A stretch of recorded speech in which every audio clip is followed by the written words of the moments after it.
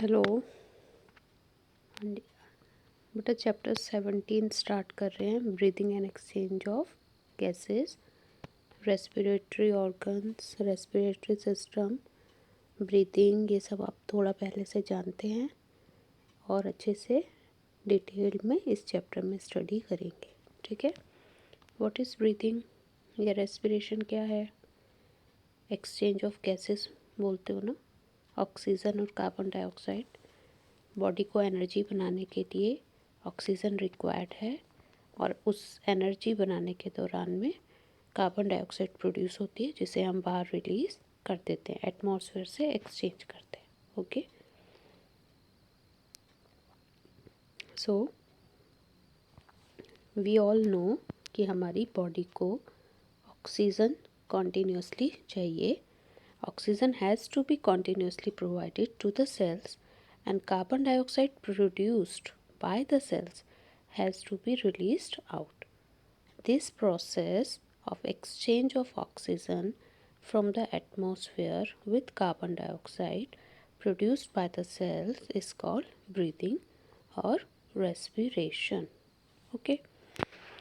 अब breathing या respiration के organs, respiratory organs.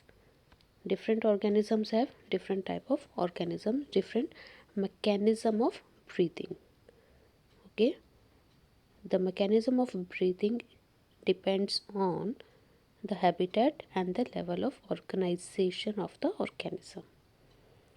Lower invertebrates like sponges, coelacanths and flatworms, they exchange gases by simple diffusion over their entire body surface. Okay, so example भी learn कर लीजिएगा बेटा। Invertebrates, simple diffusion entire body surface. Okay, next is earthworm. Earthworm uses cuticle, moist cuticle for respiration. Insects have special network of tubes called tracheal tubes which are used for respiration or exchange of gases. In aquatic animals, fishes and all, the organ is called gills and the respiration is called branchial respiration. Okay. Aquatic arthropods, mollusks, etc. Okay. And in terrestrial animals, animals living on land, included humans, the organ is lungs, and we say the respiration is pulmonary respiration. Okay, so first here was branchial respiration, then pulmonary respiration. Among vertebrates, fish use gills, amphibians and reptiles, birds, mammals have lungs, and amphibians can also breathe through their moist skin. So skin से respiration को बोलते हैं cutaneous respiration. Okay, these are the type of respiration. Now we have to concentrate on the human respiratory system. हमें human respiratory system detail में पढ़ना है, समझना है. Okay, so human respiratory system का डायग्राम आप सबको याद होगा, बना प्रैक्टिस करनी है, बनाना भी है, आपको आता भी होगा, है ना. ये डायग्राम आपने अपनी जूनियर क्लासेस में ऑलरेडी सीखा हुआ है ये. तो रेस्पिरेटरी सिस्टम की जब हम बात करें, लंग्स तक ऑक्सीजन जाने का, कार्बन डाइऑक्साइड निकलने का जो पैसेज है वो पूरा हमारा रेस्पिरेटरी सिस्टम में आता है ना. कहाँ से स्टार्ट होता है? नॉस्ट्रिल्स. नोज़ की जो ओपनिंग है नोस्ट्रिल से स्टार्ट हुआ, एंड देन नोज़ के अंदर का जो एरिया है that is called the nasal chamber. So nostril leads to nasal chamber. Nasal chamber के अंदर का जो रास्ता है वो आगे ओपन कहाँ हो गया? It opens in the pharynx.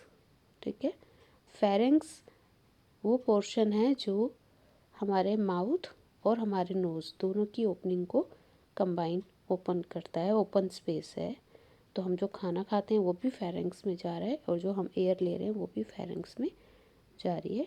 वहाँ से फिर वो आगे जाएगा, फेरेंक्स ओपन्स इनटू ट्रैकिया, और एक बीच में छोटा सा पोर्शन आता है लैरिंग्स। ठीक है, व्हाट इज़ लैरिंग्स? लैरिंग्स को हम रेस्पिरेटरी सिस्टम का हिस्सा नहीं मानते, बट अलग से आपको पता होना चाहिए कि लैरिंग्स है क्या। It is a sound box, it is a cartilaginous box which helps in protection of sound. ठीक है, साउंड बॉक्स। तो फेरेंक्स आगे जा रहा है ट्रैकिया में और बीच में वहाँ पर लैरिंग्स प्रेजेंट होता है। ओके, अब हमने कहा फेरेंक्स के अंदर खाना भी आ रहा है, सांस भी आ रहा है। तो जब हम खाना खाते हैं, हमारा जो भी फूड है वो एयर पाइप में नहीं चला जाए, उसके लिए वहाँ पर एक फ्लैप प्रेजेंट है जिसको कहा जाता है ग्लॉटिस। जो भी जब हम खाना स्वेलो करते हैं, खाना सटकते हैं मुंह में अंदर इसोफेगस में, तो ग्लॉटिस एयर पाइप को कवर कर देता है and prevents the entry of food into larynx. ठीक है, चलिए ये तो एक्स्ट्रा नॉलेज है। हम आ जाते हैं फेरेंक्स पे। फेरेंक्स के बाद क्या आया था? ट्रैकिया। अब what is trachea? Trachea is a straight tube. ठीक है, ट्यूब है जो कहाँ तक जा रही है? मिड थोरेक्स तक जाएगी। उसके बाद जाके ये डिवाइड हो जाती है into right and left bronchi, primary bronchi. Primary bronchi दोनों साइड में फर्दर डिवाइड होते हैं इनटू सेकेंडरी ब्रोंकाई, उसके बाद और डिवाइड होते हैं टर्शियरी ब्रोंकाई, और फाइनली वो कन्वर्ट हो जाते हैं इनटू ब्रोंक्यूल्स, और ब्रोंक्यूल्स डिवाइड होके और छोटे छोटे लास्ट टर्मिनल ब्रोंक्यूल्स में डिवाइड हो जाते हैं। ओके, अब ये सारी जो भी अभी हमने बात करी, ब्रोंकाइस, ब्रोंक्यूल्स एंड ऑल, उनके आसपास उनके स्ट्रक्चर को मेंटेन करने के लिए कार्टिलेजिनस रिंग्स होते हैं जो उनको हेल्प करते हैं। ठीक है, ईच टर्मिनल ब्रोंक्यूल, अब इसके आगे ब्रोंक्यूल के बाद क्या हो रहा है? Give rise to a number of very thin irregular walled vascularised bag like structure called alveoli. Bronchiole के एंड में बैग, छोटे छोटे sac like structure, bag like structure हैं जिन्हें हम बोलते हैं एल्वियोलाई। ठीक है, अब ये सारी जो ब्रांचेस थी ब्रोंक्यूल की नेटवर्क, पूरा ब्रोंक्यूल्स और एल्वियोलाई, ये सब मिलाकर ही पूरा जो स्ट्रक्चर बनता है उसे हम कलेक्टिवली क्या बोलते हैं? लंग। कितने लंग्स हैं? पेयर, यानी 2 लंग्स हैं हमारे पास। जो लंग्स हैं यानी ये सब कुछ जो भी कुछ है, लंग्स कवर्ड होते हैं बाय 2 मेम्ब्रेन्स जिनको कहा जाता है प्लूरा। डबल मेम्ब्रेन है प्लूरा। दोनों मेम्ब्रेन्स के बीच में, ये 2 मेम्ब्रेन हैं तो इनके बीच में यहाँ पर एक फ्लूइड फील्ड है जिसे कहा जाता है प्लूरल फ्लूइड। ये हेल्प करता है टू रिड्यूस द फ्रिक्शन। ठीक है, outer membrane is in close contact with the thoracic cavity, बाहर की तरफ, और जो इनर मेम्ब्रेन है वो कांटेक्ट करती है with the lung surface. Okay, चलिए अब हम स्ट्रक्चर को देख लेते हैं डायग्राम में। ठीक है, ये हमारी ग्लोटिस, ग्लोटिस के नीचे है लैरिंग्स, ट्रैकिया, यानी इसके ऊपर होगा हमारा फेरेंक्स। फेरेंक्स के बाद यहाँ पर आप बना सकते हो ना नोज़, अगर बनाते हो नेज़ल, नोस्ट्रिल, नेज़ल पैसेज, फिर ये फेरेंक्स, देन हमारा आ गया ट्रैकिया। अब ये ट्रैकिया डिवाइड हो गया 2 पार्ट्स में, तो उसको हम क्या कहेंगे? ब्रोंकाई। दोनों ब्रोंकाई फर्दर डिवाइड हो रही हैं। ठीक है, प्राइमरी, सेकेंडरी, टर्शियरी, और सबसे लास्ट में ये जो छोटे छोटे लास्ट में हमने सर्कुलर बनाते हैं वो क्या है? एल्वियोलाई। ठीक है, क्लियर हो गया?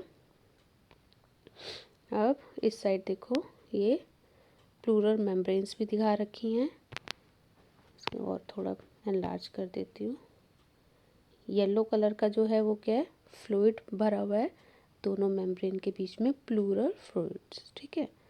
और ये जो बाहर वाली है आउटर मेम्ब्रेन, अंदर वाली इनर मेम्ब्रेन, और इनके बीच में जो भरा हुआ है वो फ्लूइड है, ठीक है। फ्लूइड फील्ड है, pleural fluid. This is the outer pleural membrane, inner pleural membrane, ठीक है। तो दोनों लंग्स मेम्ब्रेन से कवर्ड हैं, okay.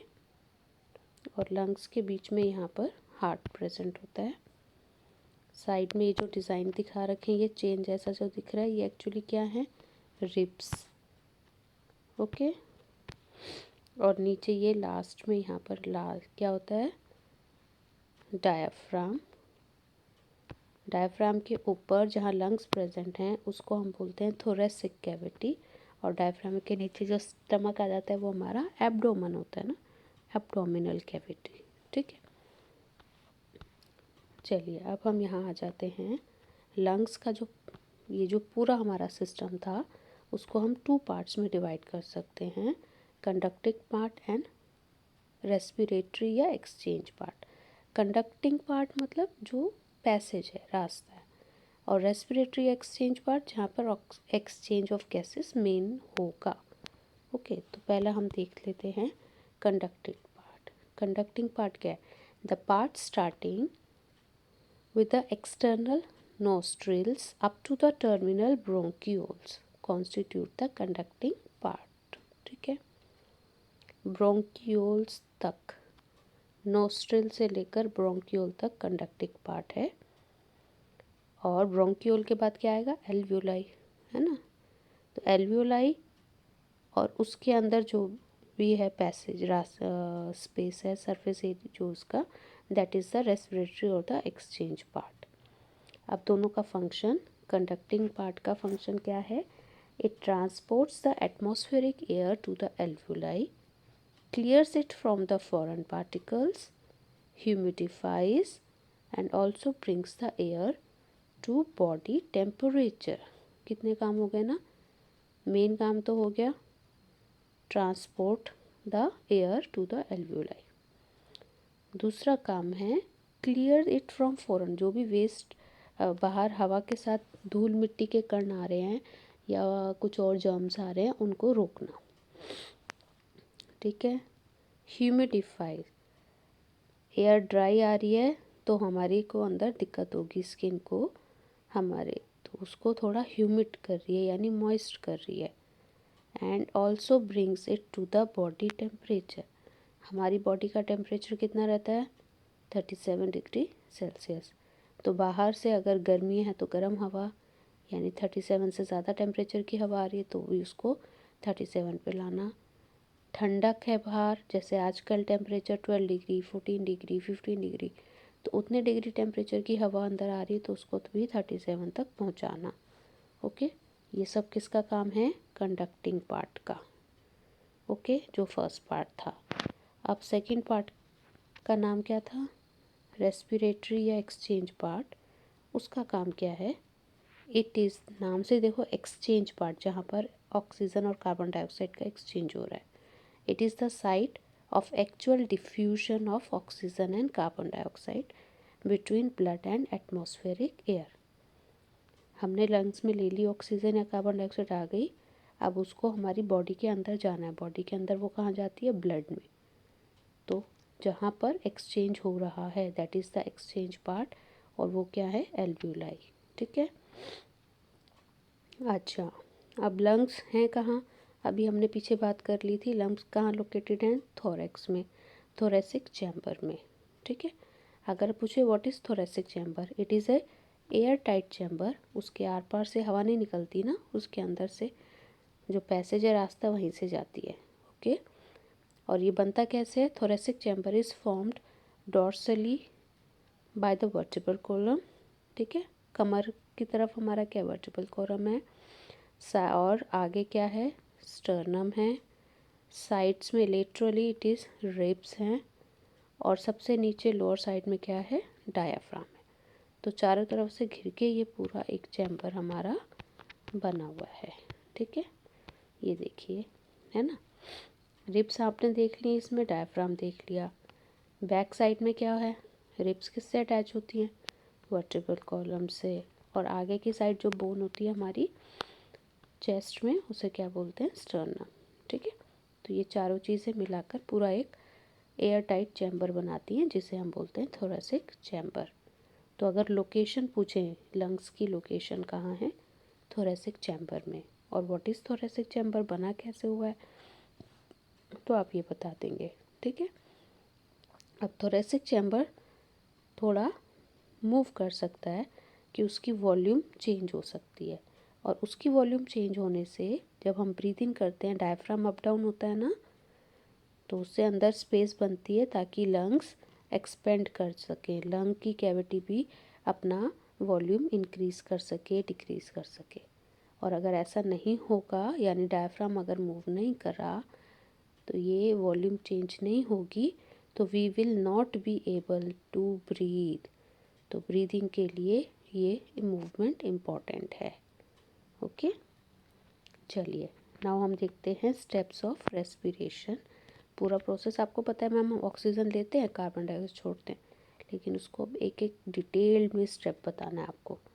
First step is breathing या पल्मोनरी वेंटिलेशन, जिसके अंदर हमने एटमॉस्फेरिक एयर अंदर ली और जो कार्बन डाइऑक्साइड है उसे रिलीज़ करा। ठीक है, यहाँ तक पूरा लंग्स के अंदर तक ऑक्सीजन आ गई और लंग्स के अंदर जो कार्बन डाइऑक्साइड थी वो हमने बाहर रिलीज़ कर दी। ये पूरा एक ही स्टेप है, डेट इज़ पल्मोनरी वेंटिलेशन, जिसको हम नॉर्मली क्या बोलते हो, ब्रीदिंग। अब उसके बाद आगे क्या हो रहा है, डिफ्यूजन ऑफ गैसेस। ठीक है, एल्वियोलर मेम्ब्रेन में से ऑक्सीजन अंदर जा रही है लंग्स को और पार करके, और उसके मेम्ब्रेन के दूसरी साइड जो कार्बन डाइऑक्साइड थी वो लंग्स में आ गई। नेक्स्ट, अब ये जो यहाँ से चला गया था मेम्ब्रेन क्रॉस करके, कहाँ गया था ये, मेम्ब्रेन से पार होके कहाँ जाएगा, ब्लड में। ठीक है, ये हो गया सेकंड स्टेप। थर्ड स्टेप है, अब ब्लड इन गैसेस को लेके बॉडी के सभी पार्ट्स तक जाएगा। तो ये है हमारा third step, transport of gases. Cells, body के सभी सेल्स को ब्लड ने ऑक्सीजन दे दी। वहाँ पर ब्लड और टिश्यू, हर सेल के बीच में ब्लड सबको ऑक्सीजन दे रहा है और टिश्यूज़ में, सेल्स में जो कार्बन डाइऑक्साइड बनी थी उसको ब्लड में ले रहा है। तो ये जो डिफ्यूजन हो रहा है ऑक्सीजन और कार्बन डाइऑक्साइड का, ये है हमारा फोर्थ स्टेप। ठीक है, अब ऑक्सीजन सेल्स में चली गई, अब उसका ऑक्सीजन को यूज़ करेगा कैटाबॉलिक रिएक्शन में और उसके रिजल्ट में बनेगा carbon dioxide, that is the fifth step. और इसको हम बोलते हैं सेलुलर रेस्पिरेशन। अभी तक आप ब्रीदिंग में फर्स्ट पल्मोनरी वेंटिलेशन की बात करते थे, पल्मोनरी रेस्पिरेशन की या ब्रीदिंग की बात करते थे ना। अब फाइनली वो समझना है ऑक्सीजन कार्बन डाइऑक्साइड में कन्वर्ट कहाँ हुई, लंग्स में नहीं हुई। ओके, तो सेल्स में हुई, तो उसको बोलते हैं सेलुलर रेस्पिरेशन। अब यही हम आगे चैप्टर में सीखेंगे। ओके, अभी आप diagram respiratory system of human का बनाएंगे, ये स्टेप्स अच्छे से लर्न करेंगे। ठीक है, ओके, और एक बार रीड पूरा करेंगे।